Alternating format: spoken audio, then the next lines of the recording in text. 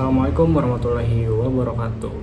Kembali lagi bersama saya Muhammad Fatur Rahman dengan NIM 2313481 dari BKI 6C.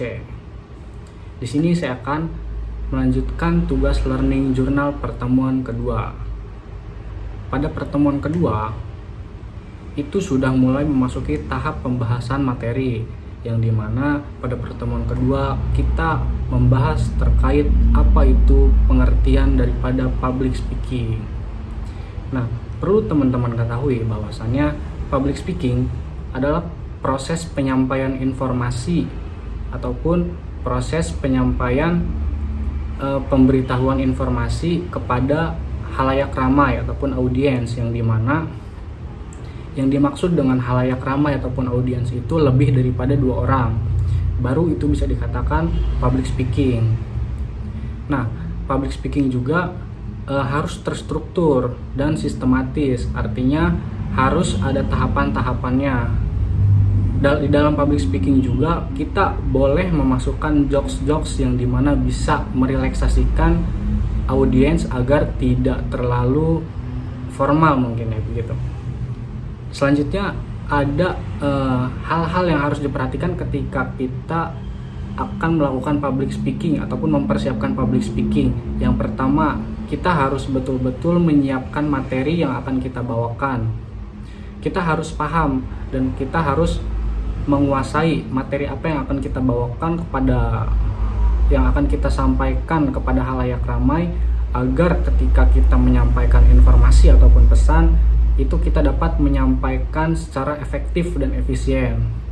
Yang kedua, kita harus bisa mengenali diri sendiri, yang dimana poin ini kita harus bisa mengenali diri sendiri, yaitu kita harus tahu dulu titik kelemahan kita itu ada di mana, dan juga kita harus bisa mengenali audiens yang akan kita hadapi. Kira-kira audiens yang akan kita hadapi itu orang-orang yang emang memiliki intelektual yang tinggi atau orang yang berpendidikan menengah ke bawah, contohnya di pedesaan.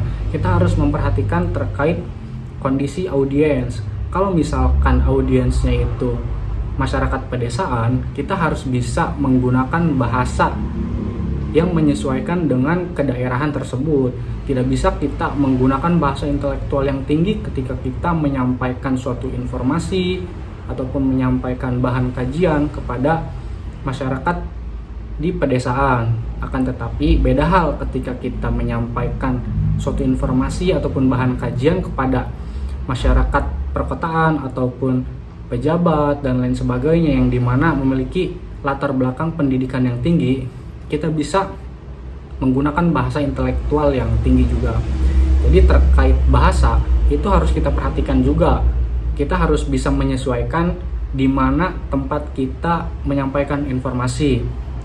Nah, ada hal yang menarik juga yang disampaikan oleh dosen pengampu, yaitu kita harus bisa membayangkan hal terburuk ketika kita mempersiapkan diri untuk melakukan public speaking.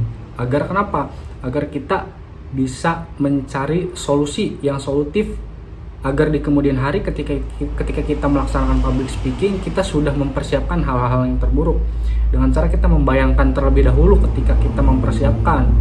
Contohnya, ketika kita mempersiapkan, kita membayangkan ketika kita mendapat caci makian dari audiens, kita kiranya akan merespons kayak gimana. Nah, agar kita tidak kaget, agar kita tahu caranya kayak gimana ngeresponnya, nah itu bisa kita persiapkan ketika kita mempersiapkan diri sebelum melaksanakan public speaking. Ada juga hal-hal yang harus diperhatikan ketika kita ingin menjadi public speaker yang bagus. Yang pertama, kita harus rajin berlatih. Yang kedua, kita harus berdoa dan juga harus rajin membaca. Nah, rajin berlatih ini salah satunya adalah seperti yang saya lakukan sekarang, yaitu learning journal, di mana saya melatih public speaking saya di depan kamera yang nantinya akan dilihat di media. Itu merupakan salah satu tahapan latihan menguasai public speaking. Selanjutnya kita juga harus rajin membaca, entah itu membaca buku, membaca berita, agar apa?